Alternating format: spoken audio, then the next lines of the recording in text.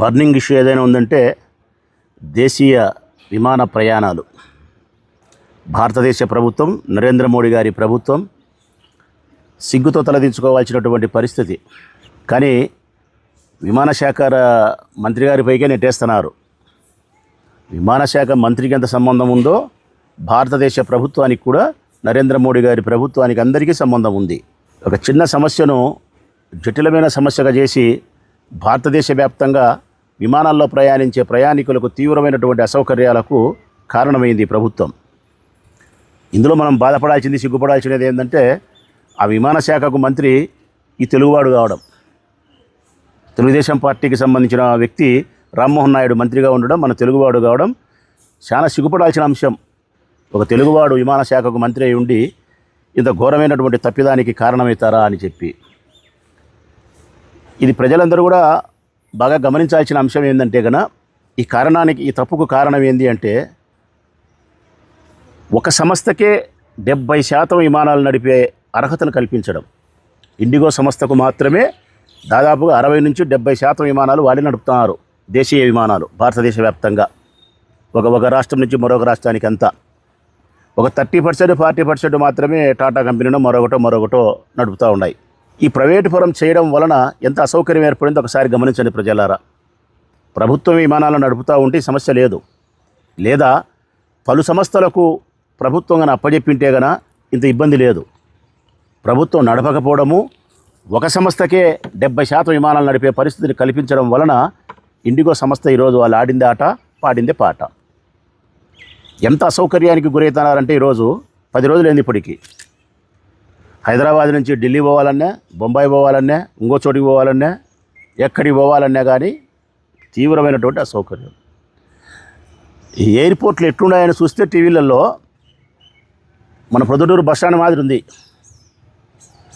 ప్రొద్దుటూరు బస్టాండో, మైదుకూరు బస్టాండో మేలు. Erragunta railway station ఎట్లుంటుందో, లేకుంటే రేణగుంట రైల్వే స్టేషన్ ఎట్లుంటుందో, ఆ రైల్వే స్టేషన్లను, ఆ బస్టాండ్లను తలపిస్తున్నాయి ఎయిర్పోర్ట్స్ అన్నీ కూడా. మన ఒక మహిళ ఆవేదన అయితే అసలు అది ఎవరైనా గుండెలు పిండేస్తుంది. వేరే దేశంలో భర్త చనిపోయినాడు, ఆ భర్తను శవపేటికలు పెట్టుకొని ఇండియాకి తీసుకొస్తుంది. ఇండియాకి వచ్చిన తర్వాత మరొక విమానం మారాలా, ఇక్కడి వరకు వచ్చింది. ఇండియాకి వచ్చిన తర్వాత విమానం మారడానికి 2 రోజులు ఆగిపోతే ఏంది ఆమె పరిస్థితి? ఎంత అన్యాయం! ఇంకా దారుణం ఏంటంటే సోషల్ మీడియాలో చూసినాం, ఒక పెళ్లి కొడుకు పెళ్లి కూతురు రావడానికి ఇబ్బంది అయిపోయి ఆన్లైన్లో వివాహం చేసుకున్నారు. ఒక ఊరిలో బంధువులు, తల్లిదండ్రులు, పెళ్లి కొడుకు పెళ్లి కూతురు ఒక ఊరిలో, ముహూర్తం దాటిపోకూడదు రాలేమని చెప్పి ఆన్లైన్లో వివాహాలు, శవపేటికలలో భర్తల యొక్క మృతదేహాలు, రోజులు తరబడి ఎయిర్పోర్ట్లలోనే పడిగాపులు కాసే విధానం. కొన్ని లక్షల మంది, వేల మంది కాదు, కొన్ని లక్షల మంది. దీనంతటికీ కారణం ఇండిగో సంస్థకు మాత్రమే, ప్రైవేటు సంస్థకు మాత్రమే విమానాలన్నీ దేశీయ విమానాలు నడపడానికి కావాల్సిన స్థితి కల్పించడం. తక్కువ మంది పైలట్లతో, తక్కువ మంది ఆఫీస్ సిబ్బందితో ఎక్కువ విమానాలను, ఎక్కువ ట్రిప్పులను నడపడం వలన ఈ అసౌకర్యం జరుగుతుంది. కాబట్టి ప్రమాదం జరుగుతుంది. కాబట్టి మీరు సిబ్బందిని పెంచండి అని చెప్పి భారతదేశ ప్రభుత్వం చెబితే మాకు కుదరదని చెప్పి వాళ్ళు మొండికేసి భీష్మించుకొని కూర్చొని ఈ పని చేసినారు. ఇప్పుడు ప్రభుత్వం ఏం చేస్తుంది?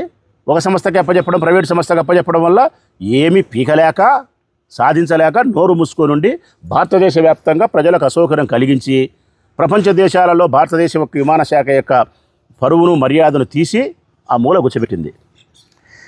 ఛార్జీలు ఎంత పెరిగినాయంటే హైదరాబాద్ నుంచి ఢిల్లీకి పోవాలంటే మామూలుగా అయితే 5,000 నుంచి 10,000 ఉంటుంది. ఎక్కువ రోజుల ముందు మనం బుక్ చేసుకుంటే కనుక 5,000, 6,000, 7,000 కూడా వస్తుంది. లేదంటే 10,000, 12,000 వస్తుంది. ఇప్పుడు ₹1,00,000 అంట. ఇది అన్నిటికీ కారణం. నేను చెప్పొచ్చేది ఏంటంటే ప్రభుత్వం నడపకుండా ప్రైవేటు పరం చేయడం వలన, ఆ ప్రైవేటు పరంలో కూడా ఒక సంస్థకే అప్పచెప్పడం వలన ఈ అసౌకర్యము. దీన్ని కట్ చేస్తే, సినిమాలో చెప్తారు కదా కట్ చేస్తే అని, ఈడ కట్ చేస్తే ఆంధ్రప్రదేశ్లో మెడికల్ కాలేజీలు ప్రైవేటు పరం చేసే కూడా ఇట్లనే ఉంటుంది. సేమ్ ఇట్లనే ఉంటుంది. ఆడ కట్ చేస్తే ఇట్లనే మెడికల్ కాలేజీలు ప్రైవేటు పరం చేస్తే ఈడ కూడా ఢిల్లీకి పోయేదానికి ₹1,00,000 టికెట్ పెట్టినట్టు మెడికల్ సీటుకు ₹1,00,00,000 పెట్టాల్సిన పరిస్థితి వస్తుంది. ₹1,00,00,000. ఆడెట్లయితే ఛార్జీలు పెరిగినాయో ఈడ సీటు యొక్క ధరలు అట్టే పెరుగుతాయి. ఆడెట్లయితే భద్రత లేదో ఈడ చదువుకు నాణ్యత ఉండదు. ప్రభుత్వం నడిపితే విద్యకు నాణ్యత ఉంటుంది. ప్రభుత్వం నడిపితే తక్కువ ఫీజులతో పిల్లలు విద్యావంతులవుతారు. ప్రభుత్వం నడిపితే సౌకర్యాలతో కూడిన విద్యార్థుల యొక్క చదువు సాగుతుంది. నారాయణకిస్తే ఆడ ఇండిగో సంస్థకి ఇచ్చినారు అన్నీ, ఇక్కడ నారాయణ సంస్థకి ఇస్తారు. నారాయణ సంస్థకి ఇస్తే ఏం చేస్తాడు? ఆడ ₹1,00,000 ఢిల్లీ పెట్టినట్టు మెడికల్ సీట్ ₹1,00,00,000 పెడతాడు. తక్కువ మంది పైలట్లతో నడిపినట్టు తక్కువ మంది లెక్చరర్లతో తక్కువ మంది సిబ్బందితో వ్యాపారం చేస్తాడు. వ్యాపారం ద్రోహ చింతన. ఇంకా నారాయణ ఉద్దేశం అయితే డబల్ ద్రోహ చింతన. ఇదే కదా జగన్మోహన్ రెడ్డి చెప్పింది. కరెక్ట్గా ఇప్పుడు దేశ విమాన సౌకర్యాలకు సంబంధించి మెడికల్ కాలేజ్ సంబంధించే లింకు కరెక్ట్గా సరిపోతుంది. వీడికైనా బుద్ధి రావాలా చంద్రబాబు నాయుడుకు. దేశంలో విమానాల యొక్క ప్రయాణ సౌకర్యానికి తీవ్రమైన ఇబ్బంది కలిగితే జాతీయ మీడియా ప్రశ్నిస్తే మనం సోషల్ మీడియాలో చూసినాం. తెలుగుదేశం పార్టీకి సంబంధించిన నాయకులు ఏం చెప్తున్నారంటే, మా Lokesh Babu dark room లేకపోయినాడు, monitoring చేస్తున్నాడు, దాన్ని మొత్తం పర్యవేక్షణ చేస్తున్నాడు, సమస్యలు పరిష్కరిస్తాడు అంటాడు. అసలు ఆ జాతీయ మీడియా ఆయనకు అర్థం కాలే. లోకేష్ బాబుకి ఏం సంబంధం ఉంది? భారతదేశ విమాన శాఖకు సంబంధించిన మంత్రికి లేని సంబంధం ఈయనకేం సంబంధం ఉంది? రాష్ట్రంలో విద్యాశాఖ మంత్రికి భారతదేశ విమాన శాఖకు సంబంధించిన సమస్య ఏ విధంగా పరిష్కరిస్తాడు? దూదేకినట్టు ఏకి పారేచ్చే జాతీయ మీడియా అన్నీ మూసుకున్నారు తెలుగుదేశం పార్టీ వాళ్ళు, నవరంధ్రాలు. దీన్నే నాకేమనిపిస్తుందంటే, నేల మీద ఉండే సమస్యలు పరిష్కరించలే లోకేష్ బాబు.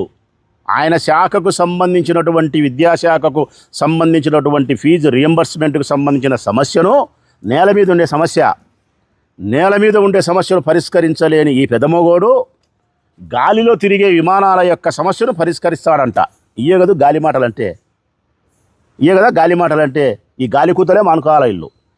నేల మీద ఉండే సమస్యను పరిష్కరించలేని వాడు గాలిలో ఉండే విమానాల సమస్యను పరిష్కరిస్తాడని మీరు చెప్పే గాలి కూతలు ప్రజలు నమ్మాల.